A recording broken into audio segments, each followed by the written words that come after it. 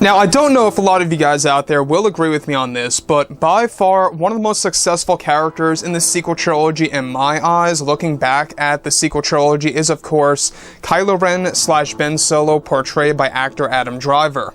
This is Mike Zero. Make sure to subscribe if you're new to the channel for future Star Wars content. Now, here we are midway through this year of 2020. We are getting closer to next year of 21, where a lot of new Star Wars Legends material is going to be resurrected by George, John, and Dave to really embrace this new Star Wars universe that is really going to be quite something for the fans to witness.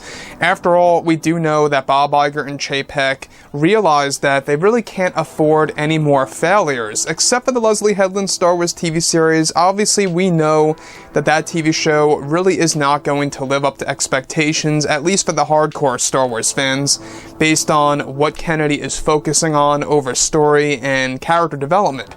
However, there are a lot of other projects, a handful of projects, mind you. Just for an example, and an example alone, is that they have 10 years worth of Star Wars TV series in the works on Disney Plus alone. That is completely separate from the movies, and it really makes you wonder exactly how big Star Wars is going to be 10 years from now, 15 years from now, as long as they have a high success rate. Let's not forget that The Mandalorian really started things off for Disney Plus. It's by far one of the most anticipated streaming TV shows that a lot of fans are looking forward to, besides the Kenobi TV series.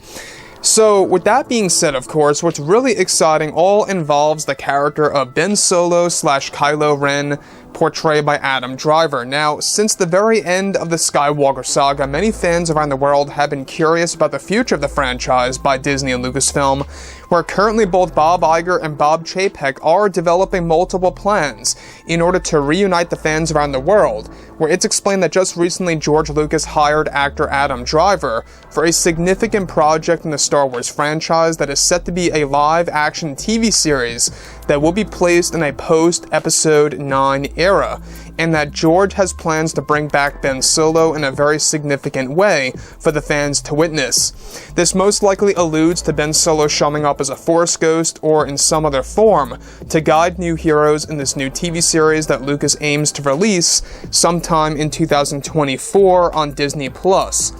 Now, it's described to not be a main role, however, a very important point in the new TV series that will focus on a new Jedi and brand new Jedi orders that was created by Rey.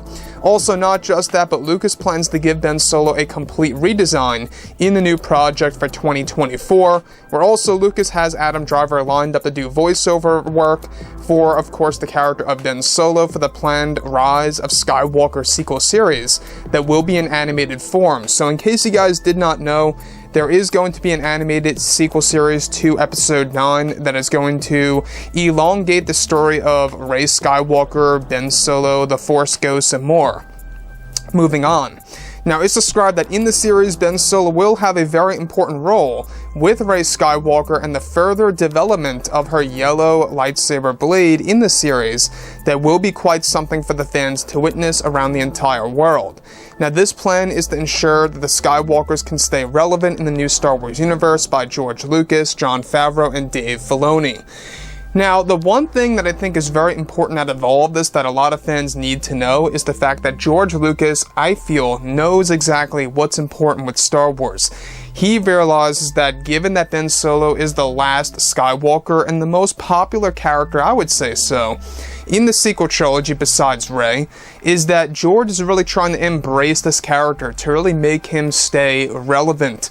Just as Luke stayed relevant in the old expanded universe in the 1990s and the early 2000s, George wants to do the same exact thing here with Ben Solo in a different light for this new expanded universe. So, that's the thing here with this live-action series, is that it's going to focus on a post-Episode 9 era, and it's going to really focus in on a brand new Jedi Order that was created by Rey sometime down the road that's going to include Ben Solo in some way, shape, or form. Like I say, this most likely alludes to him being a Force ghost or some kind of other form that will be explained by Lucasfilm.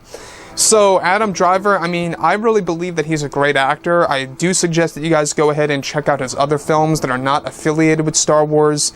Really give him, you know, the time and day of what he actually worked on besides Star Wars, because he is a great actor and he's going to be involved with a ton of more projects to come throughout his career.